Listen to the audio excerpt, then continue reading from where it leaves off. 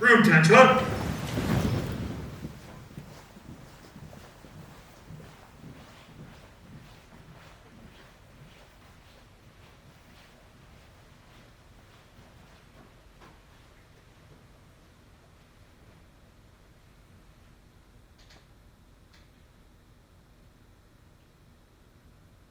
You may take your seats.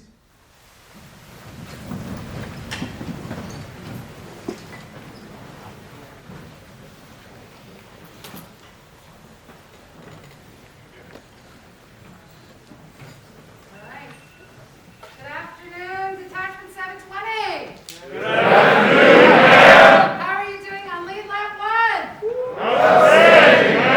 Awesome. Well, to start this afternoon, we're going to do some cadre introductions. So, Lieutenant Colonel Oz, would you mind getting us started? I would. Good afternoon, guys. 720.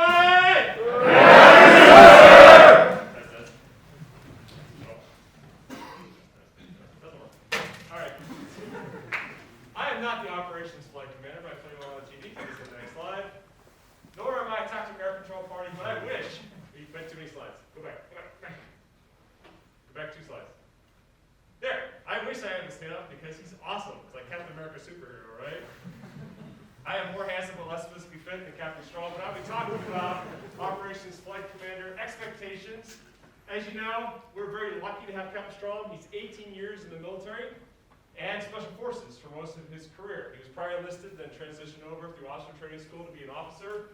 But he's going to be your officer, your Operations Flight Commander this semester. He's going to oversee all the training and everything you do to get yourself prepared to be a great leader on active duty.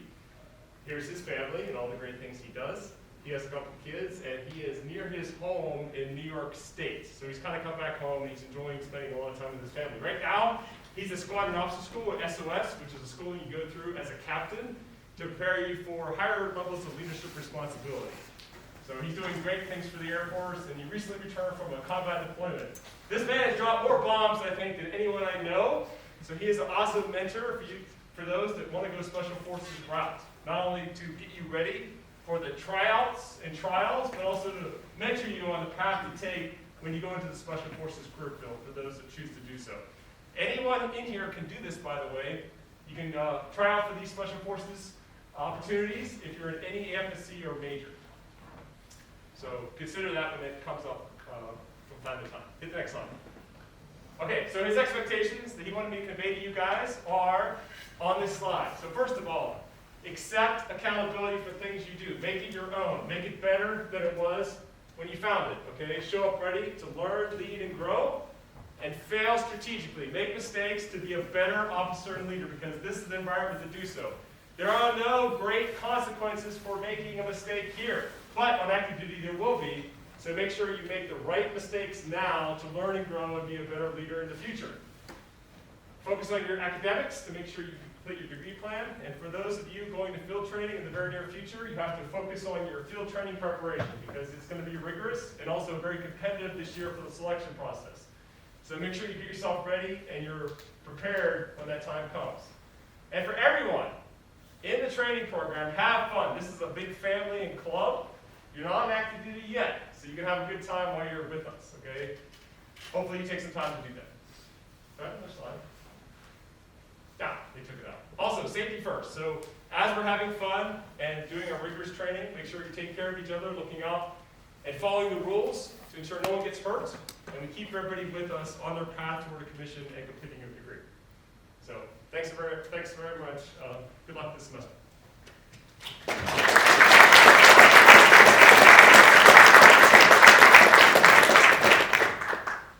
Good afternoon, everyone. Can you hear me? I'm kind of a quiet speaker.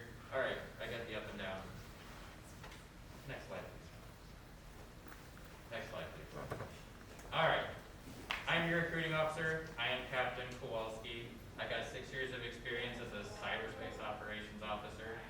I have a technical degree in physics from the University of Illinois. I went through Air Force ROTC, so I'm familiar with the STEM aspects of getting through the Air Force ROTC program. And I put the picture up of my dog. I think that's the most important one. I have experience in mission support, operations, and management on staff, so I have a little breadth of experience. So depending, it shouldn't matter what your AFSC is, I should be able to help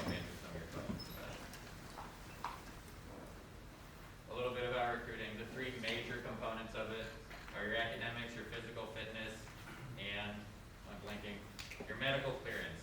So if you're in here, you're probably familiar with the medical clearance. Just make sure that you stick on your academics and your fitness, because those are the things that are going to make or break you in your career in Air Force ROTC. And also, this is the information that when you're out and about and you're talking to other people, that they should know, that you should be able to express to them if they're interested in this program. Academics, fitness, and your medical clearance are the major components that are going to make or break you. When it comes to scholarships, the major ones are for STEM, foreign language. The whole list is here. I will, if you want to read this list, I will put it out somewhere for you to find. Scholarships paid for college, you get stipend, opportunity to serve your nation, guaranteed job after college. If you're here, you know most of that. But there are some do's and don'ts, because everybody in here is an ambassador, a representative of Air Force ROTC and the Air Force as a whole. So when you're out there, I need you to make sure that you're being the most professional that you can, you're being honest about what you know about the program and the Air Force as a whole, and that you're wearing all of your, whether it's your polo, your OCPs, your service dress, that you're wearing it properly and you're presenting yourself professionally to the public. That's all I got, yeah. Thank you.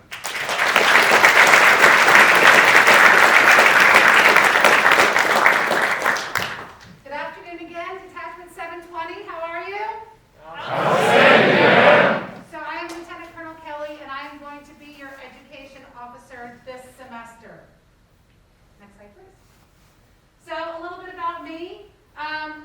So it's funny that I put fun on my slide because so did Captain Strom, and I did not look at his slides to make my slides, so I think that was funny that we both mentioned that. But I am a person, right? We are all humans as your cadre. You don't always necessarily get to see the human side or the other side of us outside of our uniform. So I'm a mom, I'm a wife, I am a woman of faith, and I'm a rugby player. I'm an Air Force Academy grad. There's a lot of pictures up there about who Paula Kelly is outside of uniform and in uniform. So I encourage you to come and ask about any of those things.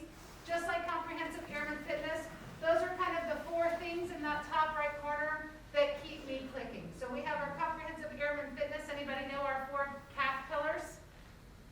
Social, physical, spiritual, mental, right? So if those are the things that make our Air Force tick, I want to share with you, those are the four things that kind of, if I had to put it in a boilerplate template, those are the four things that keep Polly Kelly going on a daily basis. On the bottom corner, personal slogan, I didn't create it, I didn't write it, but I love it, right? And so you will always hear me say, and you will probably be tired of me hearing me say, be in the right place, right time, with the right uniform, with the right attitude. If we can do those things for each other, and you can do those things for yourself, that makes us an unstoppable team.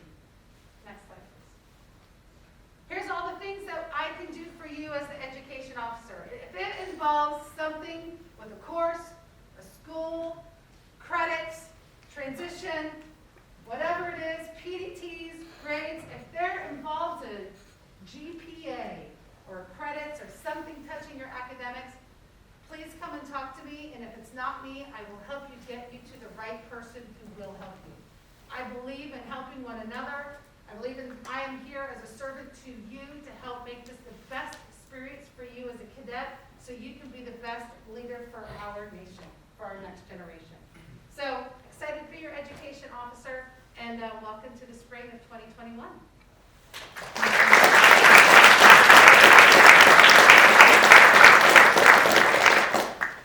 All right, Sergeant Owens, most of you already know me. We might have a couple new people that we've been processing for this semester. Technical Sergeant Simons isn't here right now. It's actually going to soon to be Master Sergeant Simons, I believe, next month. So she's going to be our new SLE, Senior Enlisted Leader. That's a new concept the Air Force has implemented or brought back, that is. Go ahead, next slide, please. So, as most of you know, the NCO team here is mostly meant for admin tasks, medical tasks, anything that you need to change in your cadet life, it should come through us, whether that be you want to change when you're going to graduate, you have a medical status change, or something comes up that's going to affect your ability to commission, that's why we're here for it, all right? So the big thing right here is 72. So you have 72 hours to report any change of medical status, or if you've got in trouble with law enforcement or an RA or something on campus or on a military base. You have 72 hours to let us know. Okay, so you break a finger, you have to go to the emergency room, you get COVID, you have 72 hours to let myself or Sergeant Simons know. You get a speeding ticket, or you get into a car accident, you have 72 hours to let myself or Sergeant Simons know. Do not wait past that 72 hours. Now, obviously, if you're hurt and you're in the hospital and you're unable to, we understand. But just know that after that 72 hours spent, you get a speeding ticket and don't tell me, and I find out a month later, not only are you still going to get counseled by Colonel Wallace or Colonel Havard about that incident, you're also going to get counseled by myself or Sergeant Simons on why you failed to report that to us, all right? You get in trouble, I get it, things happen, but the sooner we know about it, the sooner that we can tackle it and fix it, all right?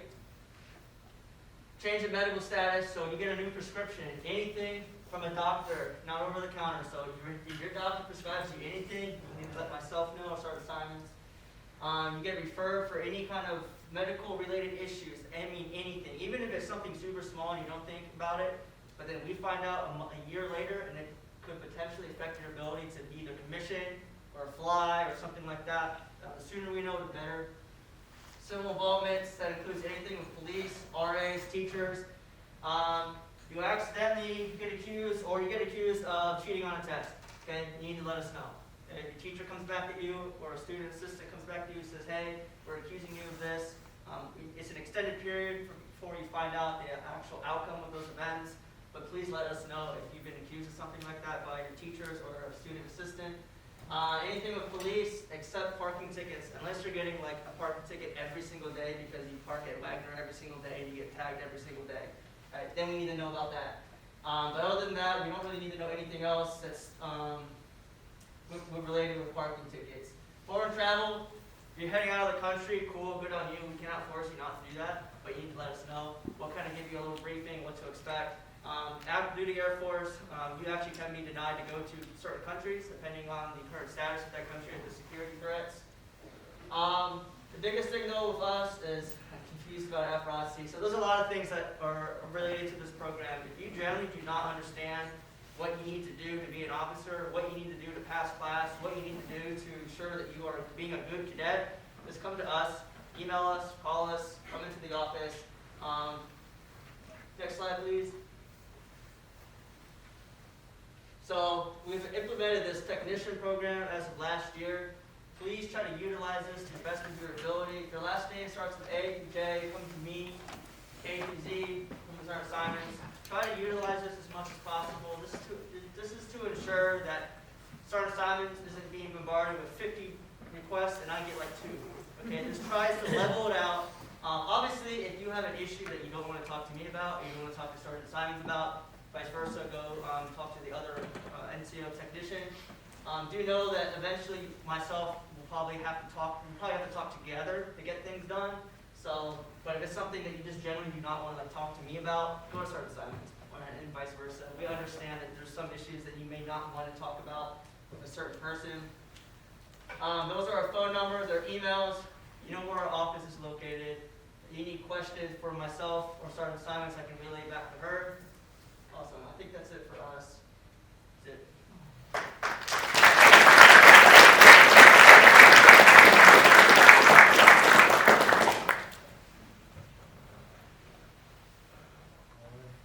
Good afternoon, Cadet Wing! Good afternoon, sir! How are y'all feeling?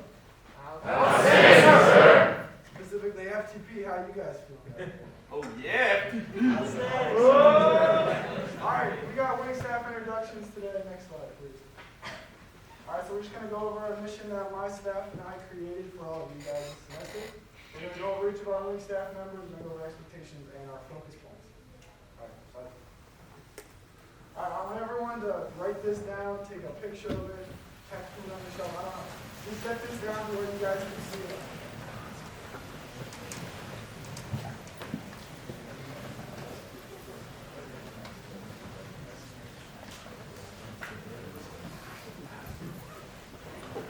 Alright, so the wing staff's mission for this semester is to foster an environment where cadets can discover their why they're prepared to endure them for anyhow through the preservation and celebration of each other, our achievements, and detachment section.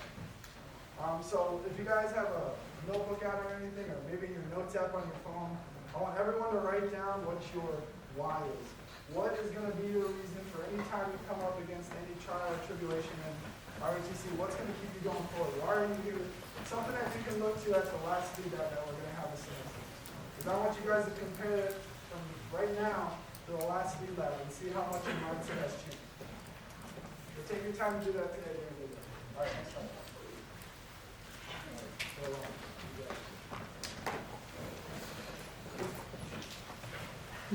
Good afternoon, captains, everybody. I'm Cadet Lawson, and I am the executive officer for this semester. So, as you can see, some things about me. I'm from York, Pennsylvania. Anybody else from York? Oh, yeah. My major is civil engineering. As of right now, I'm looking to be a civil engineer in the Air Force, but I'm not sure. I kind of flip between that and logistics.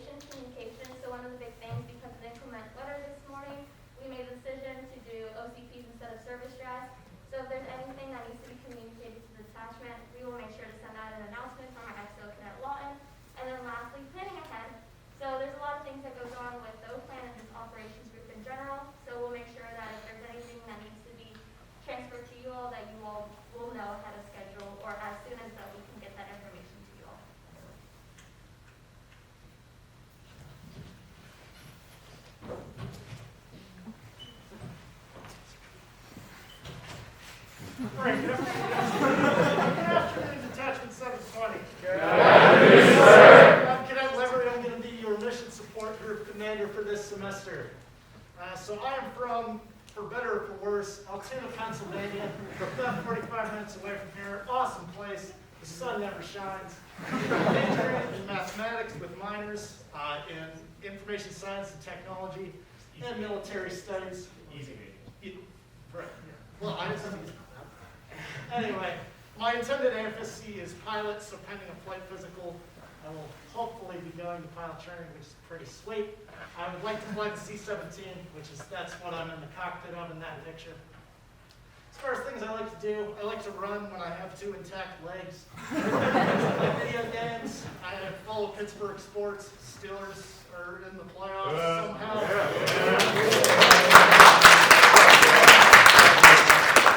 And I'm a huge aviation nerd, so I really like reading about aviation history.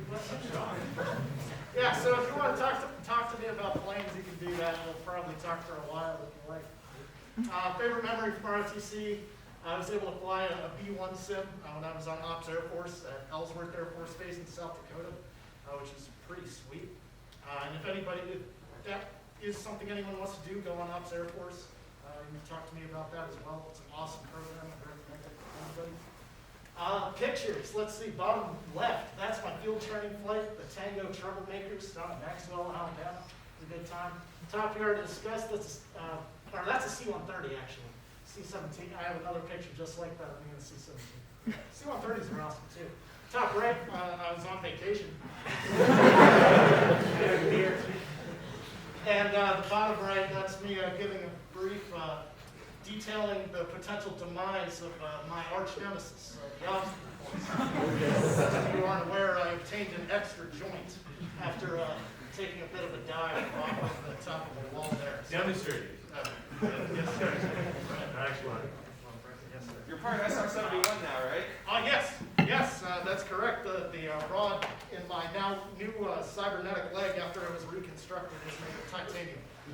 So I'm waiting on my imminent superpowers. Slide, please. So a couple focus points for MSG this semester. First of all, we want to try and get back into in-person MWR events, raise camaraderie, morale, stuff like that. It's going to be a good time. Next, emphasis on practical skills for active duty. So we want to tailor our training, professional development sessions, any optional training events to be relevant for once we actually enter the Air Force, so we're better prepared to be officers. Next, preserving detachment history and heritage. And finally, finding a balance between work and life. So keeping our mental health up, but also performing well in school and ROTC, as well as physical fitness. So that's all I've got. Thank you.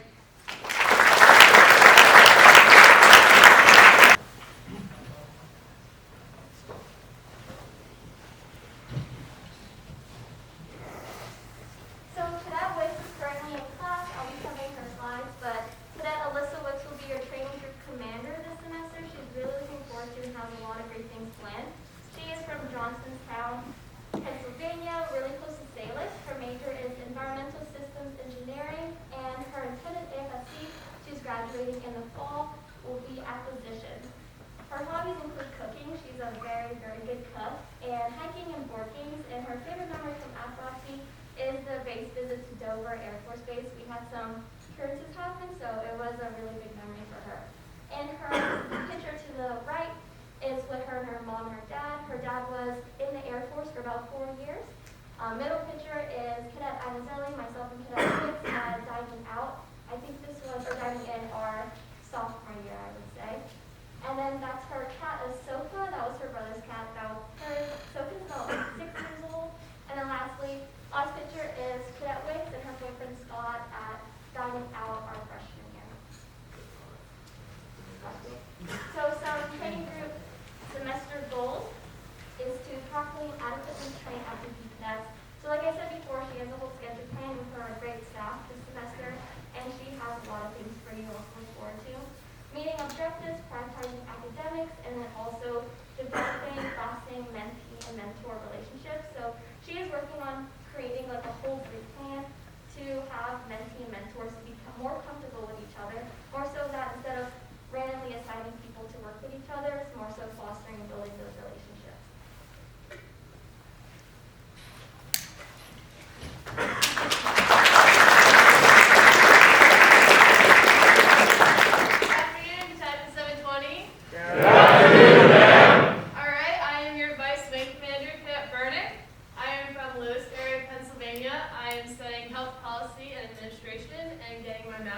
public health.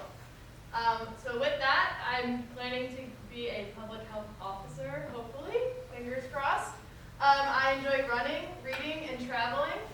And my favorite memories from ROTC are graduating field training, obviously, and meeting some of my best friends.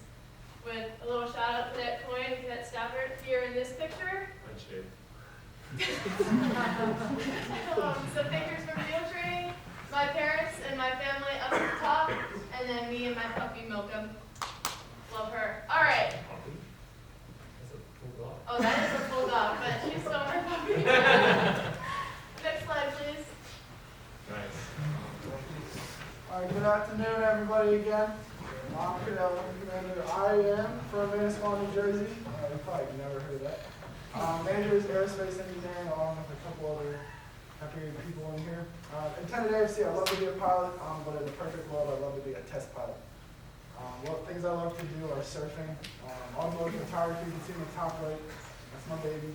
I have one of my surfboards I made in the back of it. Also, I play piano. I'm a big basketball person. I'm a big aviation person. That's a picture of my sister and I. That was the first flight I ever wanted in my life. And a fun fact, that was the same plane I ended up soloing in about 4 years ago, 4 or 5 years ago.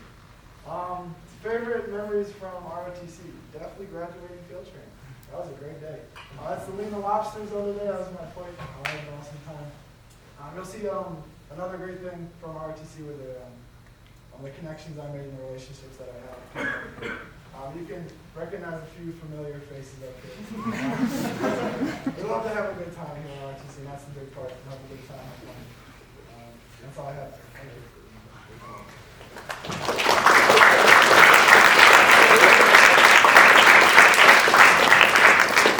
All right, so as a whole, for the detachment, some things we want to focus on this semester are maximizing in-person events.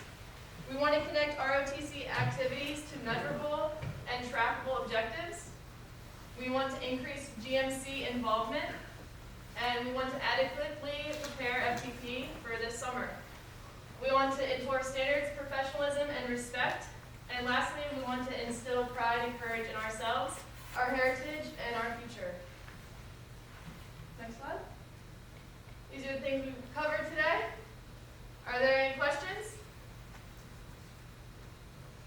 All right. We can turn it over to Colonel Hammond, please.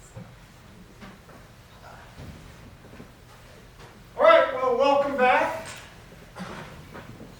Got snow for you, 0-degree temperatures. Prepare for FTX tomorrow. Just kidding.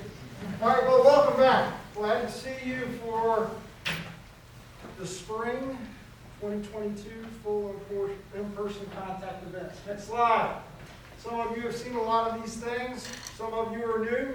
Just because you're new does not mean you will not have the opportunity to pick up quick. The best way to pick up quick is look for those people that have more experience around you, because their job is to help you succeed and to help you learn how to be successful in this organization. I'm going to give you some general expectations. We'll talk about some standards. And then more importantly, I'm here to answer any questions that you may have at the end. All right, so next. So really what we're here to focus on, next slide. Core values. It all begins with the 3 Air Force core values. So the next 3 buildings. Integrity, excellence, and service before self. You have to embrace that. You have to live that. Because in your time in uniform, you are going to be challenged. And this is your moral compass as to how to react in crisis. And what's right for your airmen or your guardians. Next, I want you to focus on, this is the opportunity to gain a commission. It's the opportunity and the privilege to lead others. Let me emphasize the key word, privilege.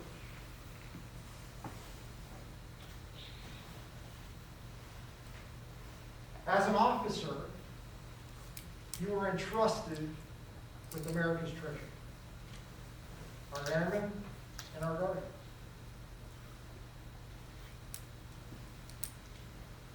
Hopefully none of you will have to look a parent or a loved one in the eye and tell them that they're loved one is no longer with us or was seriously injured in the course of defending our nation.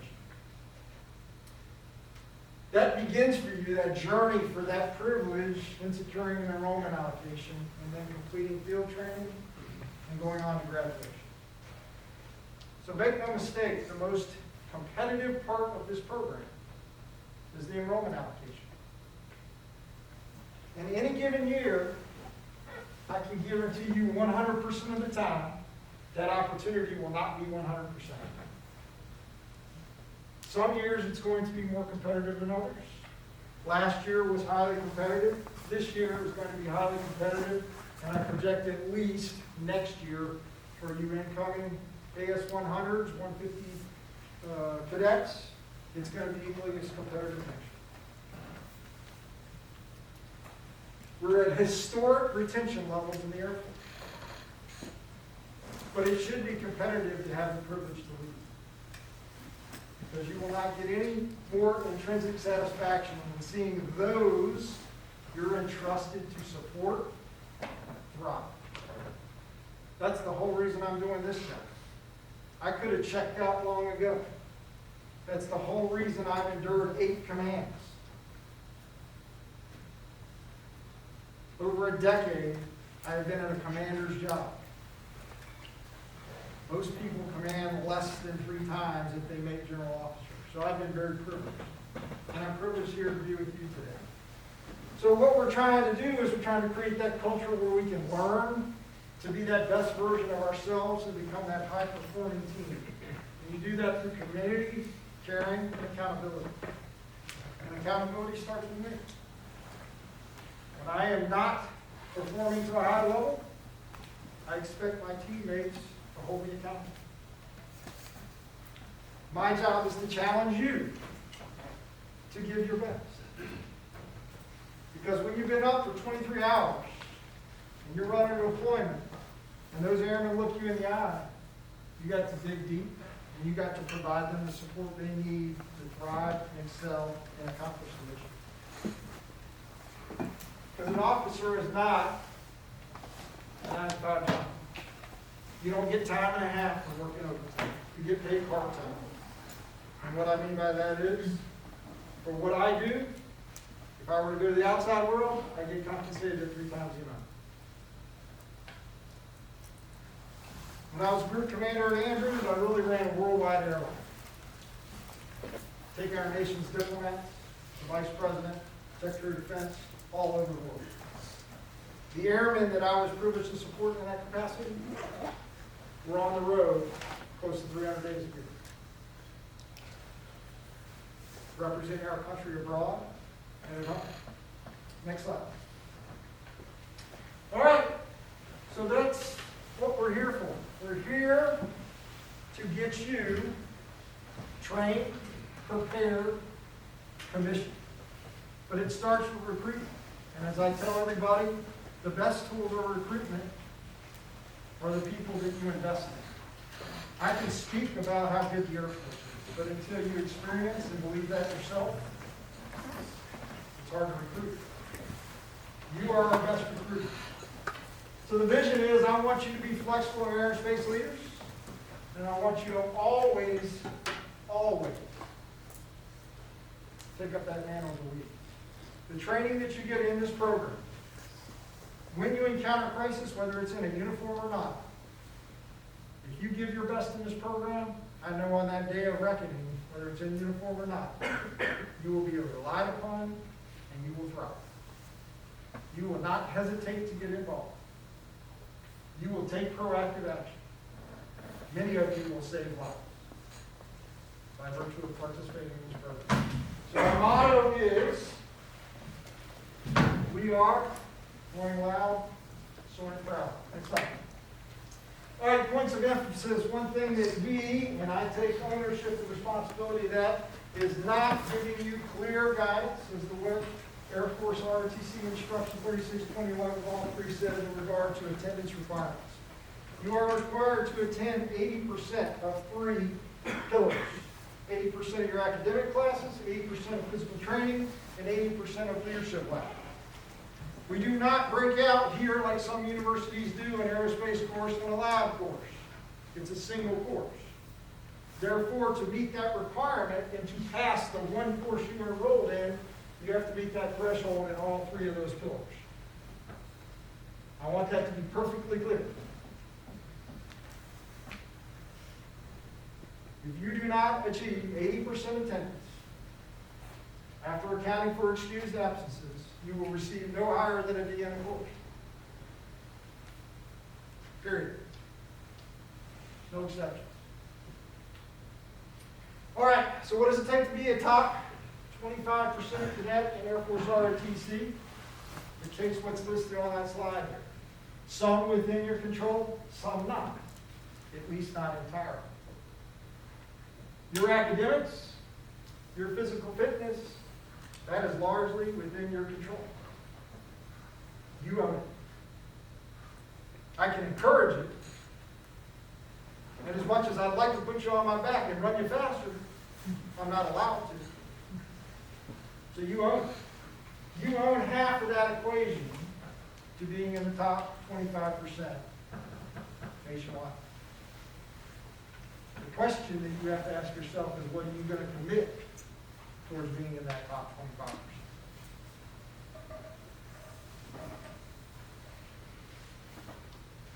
The bottom two comes with effort. The one thing that I tell airmen throughout my career is I can teach a lot of things, but I can't teach effort. I will guarantee you, if you put forth the effort, you will be a better leader. Because there are things that we can teach you, but without that effort, I can't get you there. And if you apply the effort, I guarantee you, having observed field training, if you apply yourself here 100% every time you're in a mandatory PMT event, you're prepared for class, you take feedback, you incorporate that feedback, I guarantee you, you will be a top half performer at field training. The people that are going to train you within our FTP prep are hitting the right things.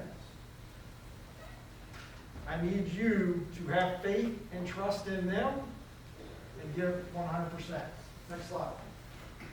All right, standards briefing. We'll go through what's absolutes. Absolutes means I will hold no quarter there. Next slide. So absolutes are, this is a sustained and competitive environment. You are under observation and evaluation every time you show up in the detachment. Whether that's for an event, a record, or you're stopping by to shoot the breeze with Sergeant Owens. You're under evaluation by every one of my cadre members. Every one of my cadre members is going to give me their honest assessment on your officer potential. And why is that? Because it's a privilege to lead. We want you to succeed and be prepared and have the respect and esteem of the airmen you're privileged to lead. But leadership starts with you. You have to be in control of yourself, especially your emotions. And what I mean by that is there's a time for socialization. There's a time for tomfoolery. And then there's a time to lock in and be focused on improving yourself as a leader. So you got to do those things that are going to make you successful, and that is making sure you succeed academically. First and foremost, you are a student. If you don't graduate, I can't commission you. If you don't maintain the minimum requirements, I can't get you past the finish line. So student first, yes to those things. No to the things that are going to potentially take you down the wrong path and burn your opportunity to have the privilege to lead others. When it comes to leadership, leadership begins and ultimately ends with communication. How well you communicate with your superiors, how well you communicate with your peers, and most importantly, how well you communicate with those you're privileged to lead. You can't be scared to take risks in this business. You've got to be willing to try things that are different and new. If you're not, your competitors are going to catch and surpass you. Your competition, whether it's an Air Force or ROTC, will catch and surpass you. Okay? Professional behavior begins around dignity. Dignity supports trust. I respect and the value that you have taken a road less traveled by being in this room. Regardless of whether you complete this to commissioning or not, you have my respect for doing what others do not have the temerity to do. What you're doing in this environment, that the temptations that are available and abound you, surround you, makes you special.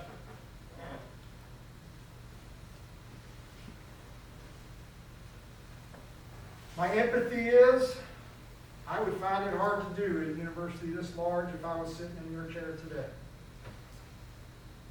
I look back on myself 30 plus years ago, I don't know if I would have been as mentally locked in as what I've seen many of you in this room do on a very routine basis. Finally, it's about respect. Those three things are important to being successful as an organization. So my professional expectations for you is live and embrace the core values. To do that, you cannot tread upon any of those zero tolerance areas. There is no room for that in excellence. There is no room for that in providing dignity, empathy, and respect to others. So when you're in the detachment, for official cadet business, you need to be in there in the required dress, the required uniform. More importantly, it's not a place where we are going to cohabitate and socialize. So study rooms remain unlocked. There are no co-ed changing rooms in the building. Next.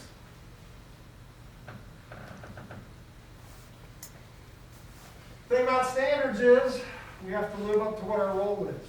And in this particular environment, we have two roles. We have those of the professional officer force cadets and those in the general military force. You in the POC are in the leadership positions. This is the time to learn and understand the value of not treading upon or being perceived to have an unprofessional relationship. By virtue of the fact you have done things that they aspire toward, you have achieved an EA, you have completed field training, and in some cases you know what your path to commission is. That's what they aspire toward. So you hold something they aspire. You have to watch yourself in terms of what type of relationship that you have. So first semester cadets, those are the 150s in the room. You will not be accepted, you cannot participate in affiliated clubs. Part of that is, I need you to learn the balance of ROTC versus all the other things that you have to manage and the burdens you face as a student at Pennsylvania State University. And learning how to make this prioritization.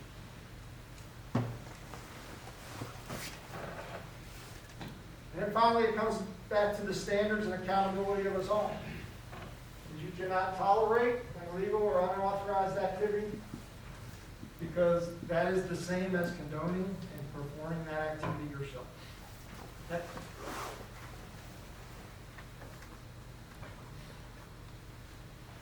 I'd love to tell you, you do not see this in the Air Force or the Space Force. But I can't look you in the eye and tell you that. As a commander, I've had to deal with these issues. And I could tell you stories that you would think I'm making up because they are so blatantly outside the line.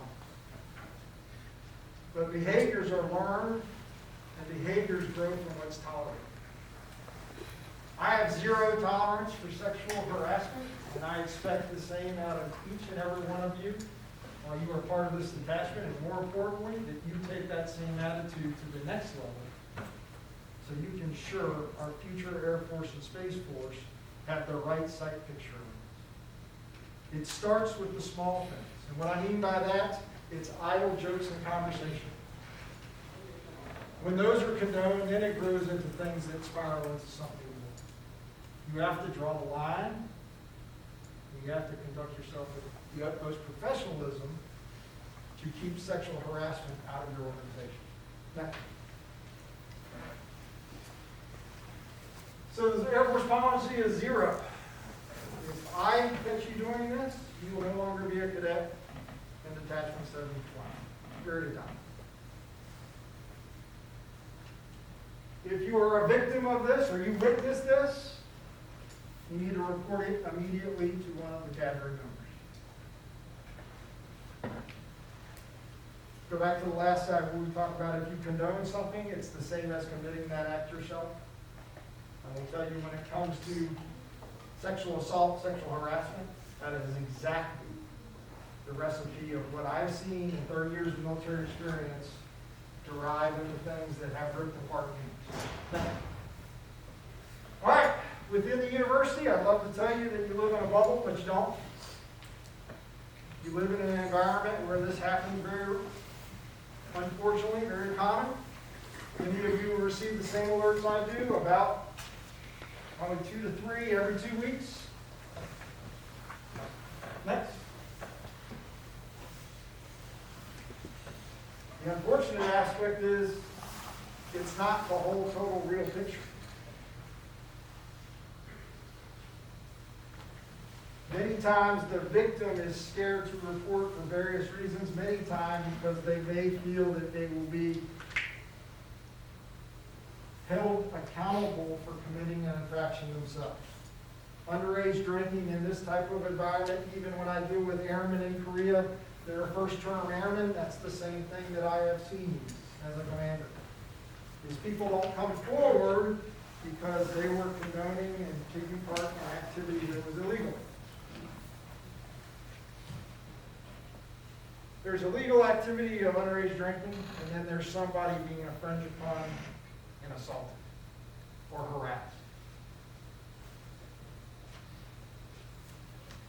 If you are going to give people respect and dignity, you've got to be willing to stand up regardless of the consequences to yourself. As a commander, I'm going to have great compassion for those that place themselves at risk to provide the dignity and respect of others. Next. 2/3 of all assaults fall in the age group you all live in.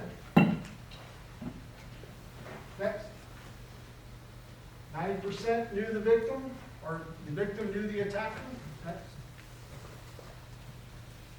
I can tell you in my experience in Korea, where I had a 750-person unit, and unfortunately had to deal with about 15 sexual assaults. 14 of the 15, either the victim, the assailant, or both had consumed alcohol. 14 out of 15. Next. This is the reason you can't stand idle as a victim or as a wingman that may have observed. Is this last one?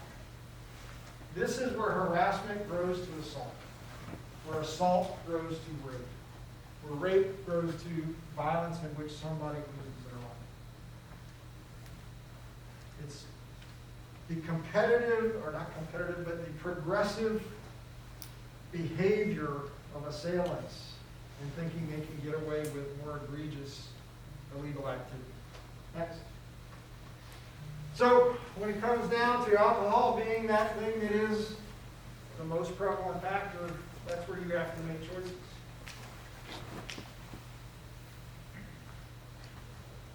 If you are underage, I will tell you, you put too much of your future and your career at risk if you engage in underage drinking.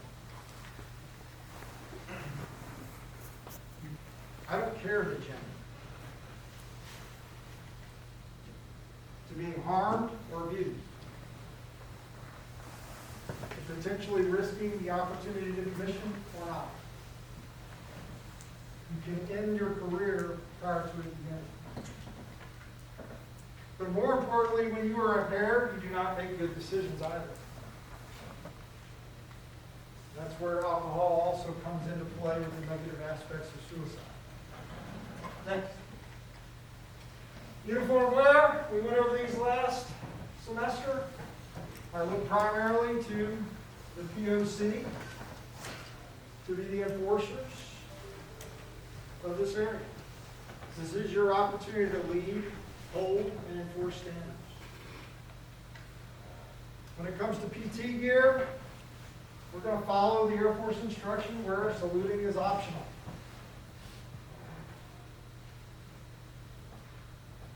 And then I encourage all of those spring graduates to take pride in the things that you have committed 4 years towards and do your commencement activities and service dress for the recognition you deserve for taking the road less traveled. Next. Academic expectations. There's nothing more honorable and intrinsically satisfying than doing something yourself. And providing and giving that feedback on where you stand. So here, from an academic expectation, I expect you to follow the honor code. At the same time, I want you to have the freedom to express your views. This is the environment of where you should learn to do that. Understand how to work through professional disagreements. More importantly, to learn, value, and respect opinions that you don't hold. Because I can tell you without a doubt, and you have the privilege to lead, everyone that you lead will not look like you, act like you, think like you, talk like you, dress like you. But they are your airmen, and they are your guardians. They are your family. And you always respect them, even when you don't disagree, even when you disagree. Next. All right, we've talked about GPA, but those are the minimums, 2.0 to contract, and then if you're on scholarship, you have to maintain your 2.5. Next.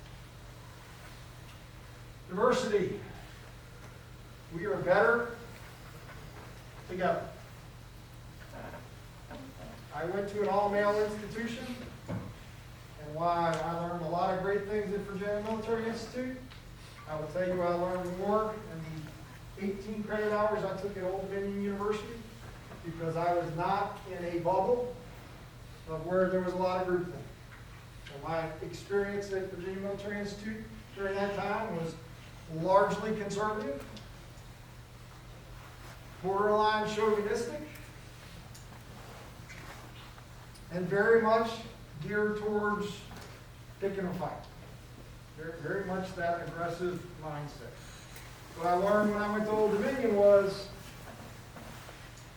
there are a whole lot of opinions and values out there of which I'm getting ready to take an oath to defend.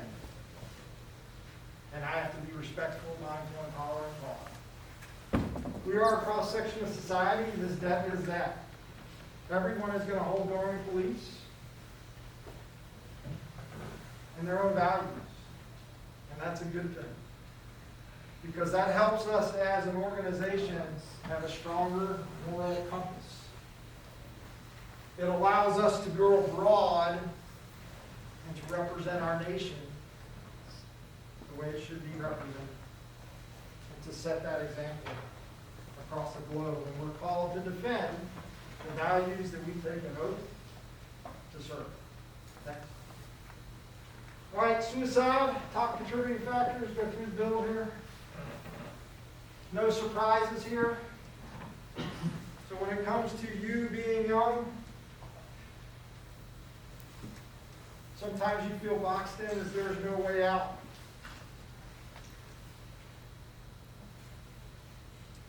I'm not so far removed that I have not felt those same thoughts myself. I worked for a chief named Chief Price. And Chief Price had unfortunately been around a lot of situations where he had seen suicide. And once I hired Chief Price and he started talking to my airmen, he said something to them that I have embraced and begun to do ever since. As Chief Price looked all my airmen in the eye and he says, I will be there for you when your days are bad. I will be there for you when your days are good. And I will be there because I commit to you, I will never take my own life, no matter how bad it gets, and no matter how hard the path back to recovery may seem. So I pledge to you, I will never commit suicide. Because doing so places a burden on those you leave behind. The ones that love you most. The ones that would cherish one more second to be alongside you and to aid and assist you. So you are part of my extended family. The loss of any one of you in this room will leave a scar on me and people sitting to your left and your right. So no matter how bad it may seem, now hopeless it may become, there are resources to your left, your right, in front and behind you that are going to be your wingmen to help you. This university has ample services to provide you assistance to help you find your way out of that box you seem to be in mentally and get you to the path of seeing the light. Next. So we're all going to fail at some point in our life. I have failed egregiously on many occasions. I have many things throughout my career which I wish I could get back and do over again. I even have one in my tenure here at Air Force ROTC as the Detachment 720 commander that I wish I got a do-over. And I feel I could have made better decisions and provided greater support to that individual.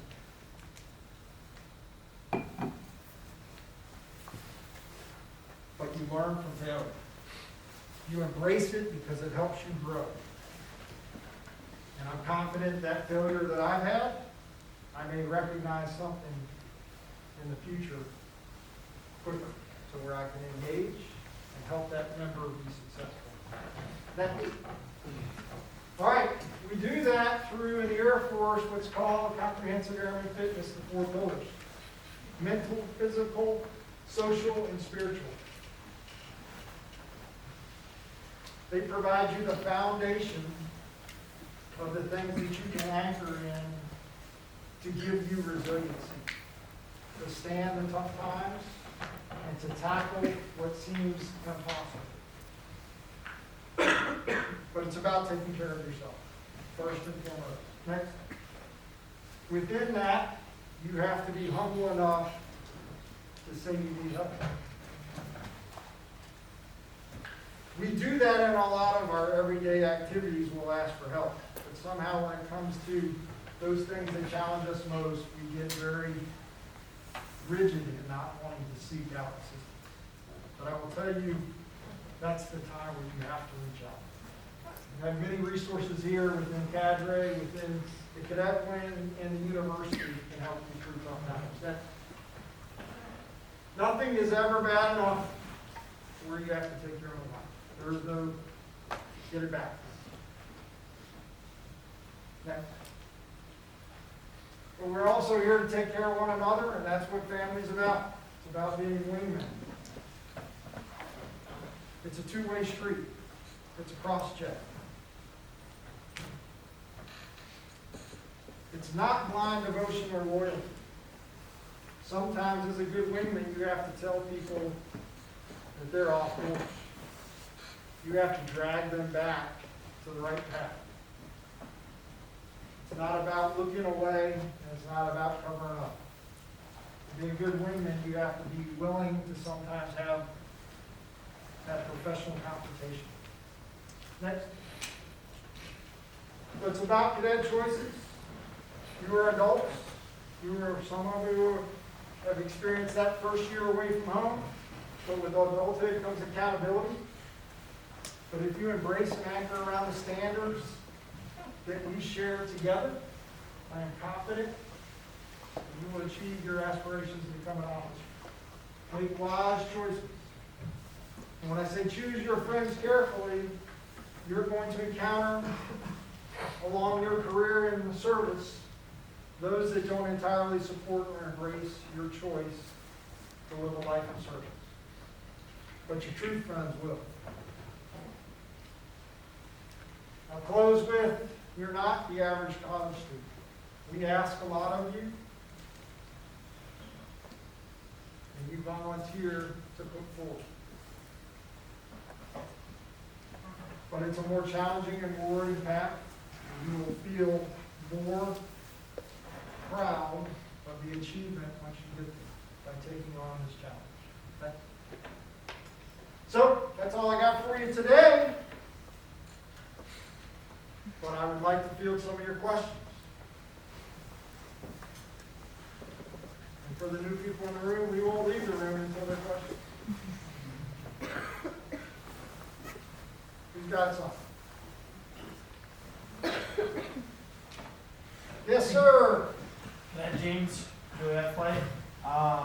My question to you is, how do you support your team, like when you said that you had about 300 days on the road, when they have families? How do you help an airman who can't be with their family? Because that's something that you're not really connected to. So, you personally, as the commander, are not going to have all of those connections, but you facilitate an environment of where there are people connected. So you create the opportunity. So in that particular case at Andrews, where I had one other officer in my unit, and the rest were enlisted, I had to rely upon my more senior enlisted leaders to try to develop those spousal networks to provide people support. Now, there were things that I checked in on and resources I made available. Worked through the roadblocks. So, for instance, that spousal network could let me know, Lieutenant Hazlett's spouse lost her ID and he's out away and they won't grant her a new ID card. That's when I stop what I'm doing as a commander. I go over to the Force Support Squadron and I stand on somebody's desk until Lieutenant Hazlett's spouse gets the ID card. So that's a way you facilitate that type of environment. But it's not a program list and it all works. You have to solicit, endorse, and then win it. Does that answer your question today, James? Yes, sir. What else? Hi, we're Cadet Basher, India Flight. So can you talk a little bit about time management skills that you have? Obviously, there's a lot of people here that have pretty busy schedules. So over your career, what are the things that have worked for you? So, what works best for me is everybody sees me carry around this, right? So this is the I have to do list. So if it is important enough to get in this book, that's going to be important enough to be part of my day. That's one way I prioritize the most important. I try to break each day up into actionable parts. When I look back to being a student, that's probably more applicable to you. So my life at BMI centered around trying to survive as a cadet within the Cadet Corps, meeting my obligations as a collegiate athlete, and then being academically eligible to be a collegiate athlete. So my priorities for that is I had to take care of everything that was going to facilitate me to achieve my purpose, which was to be a baseball player at the college level. Part of that was grades, and part of that was staying out of too much trouble as a cadet. So I compartmentalized to try to do those activities that would keep me eligible to play baseball and compete at the Division I level. To do so academically required me to get up early in the morning a lot of times, and then to do things when I was riding in vans and buses, because in the spring I would only get to attend at most 40% of any given class that I had. Just because even home games I would miss afternoon class. So I had to find ways to work with instructors. So that academics became my number one priority. And then it was trying to meet the minimum cadet obligations that I didn't have to go see the commandant every other day. So to me, I tried to compartmentalize what's most important and then align time to those things. Not a great answer. But the prioritization process begins with, kind of the pyramid of Maslow's hierarchy, right? You create your own Maslow's hierarchy on what's at the pivot and the point of the most important all the way down to the basic needs. So what are the basic needs? The basic needs are you have to understand everything that you need to get to do, and then you have to arrange a way that's successful for you to be able to prioritize and achieve the most important. Maybe that's a little bit. Thank you, sir. Anybody else on cadre want to give that one a shot? Since I don't even like my answer on that one. How about you, Dasher? You're pretty good at prioritizing. No, sir. I was just seeing a colonel's perspective on that. The colonel's perspective is sometimes I forget because I'm advanced in age, and I found that I have to write things down. But I've written things down my whole career. I've always had something in my side pocket of where I can draw notes to myself, write down, and prioritize tasks, and work the most important stuff. One more question, and we'll call it a day for whatever's next in the leadership lab itinerary. Yes, sir. Colonel Howard, Cadet Par Bravo, Delta Flight. Colonel, in your experience in 30 years of service, what would separate a good officer and an outstanding officer? What are the most important qualities? Dedication to your profession, and learning those things that you don't have to learn, but you have intellectual curiosity to learn. So, the Air Force builds a support network that has tribes. Colonel Kelly's a Force Support Officer. Colonel Ozablowski is a Force Support Officer. Captain Kowalski is a comm officer. We live in tribes, but when you support your airmen as a officer in charge, as a flight commander, as a squadron commander, as a group commander, I can go to those people for everything. That's their job, and they're experts. But my intellectual curiosity means that I should know a little bit about as many things outside of my job as I can to better support those that I have the privilege to lead. So the intellectual curiosity in which I've seen and I try to inspire in officers is when you run into something you don't know and you had to ask somebody for help with it, that should become the #1 target on your list for what am I going to work towards trying to learn more about. And then just taking the intellectual curiosity of looking things up yourself. So the Air Force does a pretty good job within your tribe of teaching you the things to be successful as whatever you're labeled. We send pilots to undergraduate pilot training. We send missileers to undergraduate missile training. We send officers to basic aircraft maintenance officer course. We don't teach them how to lead people in any of those activities. We teach them how to do their tribalisms. And really, the preponderance of your time as an officer is spent managing and supporting and resourcing people to do the job. So I can know a whole lot about aircraft, and I can be a very crappy leader because I don't know how to support the airmen that I'm charged with a mission. And many times, their issues and their challenges have absolutely zero to do with pre-flight in the F-16. They do that in their sleep. But they don't know who to go to talk to about re-enlistment, or they don't know how to apply for taking a college class. I mean, those are the things that you, as a supervisor, the outstanding officer, when they get intellectually curious and they figure out how to best support their people based on what their needs are. So I'll let some of the other officers speak on what they think makes an outstanding versus a good officer. Go ahead. Yeah, close. Oh, put on the spot. Yeah. Well, you're being put on the spot second, so. Outstanding versus good officers. Well, I guess as the youngest one here, I have a little bit of insight into that.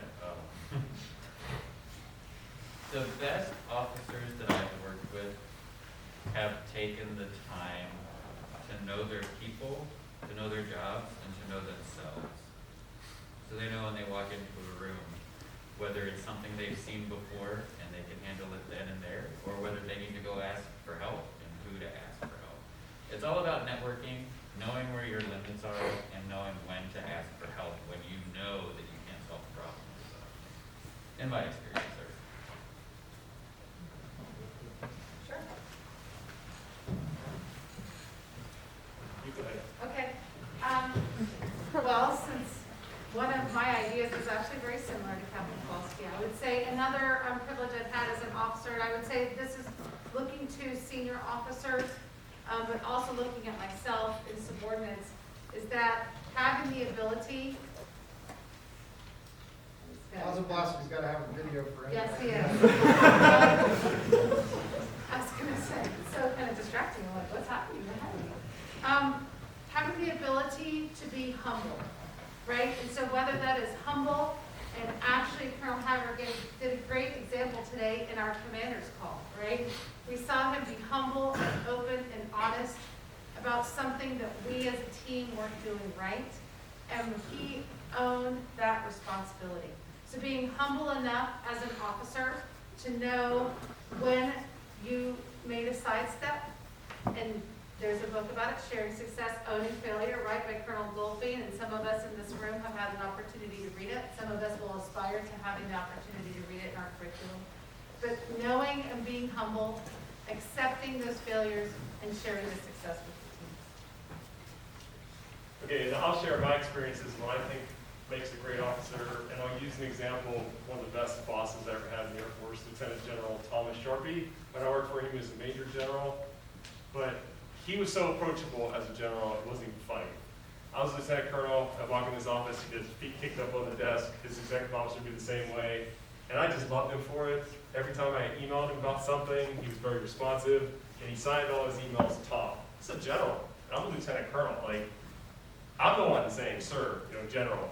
But he would reply back and be relatable. So being approachable and relatable is very important as a leader. The other thing I liked about him is he always worked for airmen, just like Colonel Haggard said, you have the privilege to lead and take care of airmen. It's something that you have to earn every day, and he did that. He was always there for his people. He would go above and beyond every chance he got, and he had a mirror in his office, and the mirror was great because he would ask you to go and look in it, and he would say, as long as you can look in that mirror and like what you see, you are a success. As long as you can look in that mirror and like what you see, you're a successful leader. So I would challenge you to do that. Look in your mirror and reflect on what you see back at you. If you like that, then you're a successful person. If there's some changes you need to make, do those changes. But he would encourage you to do that. He'd help you along that path. So be like John Sharpey. Be an approachable, relatable leader that helps others to achieve their highest level potential. Don't be a selfish officer. It's all in it for themselves. Yes, you're going to succeed, but you succeed by helping others, by lifting them up, by being there for them and helping them through all their trials and tribulations. Colonel Haggard is also a great example of that. This man goes above and beyond for everyone here and all the cadre members, pulling long hours. Does he ask anything for that? Does he actually pay for it? Nope. He does it because he cares. And that's what you need to do as a leader, to care.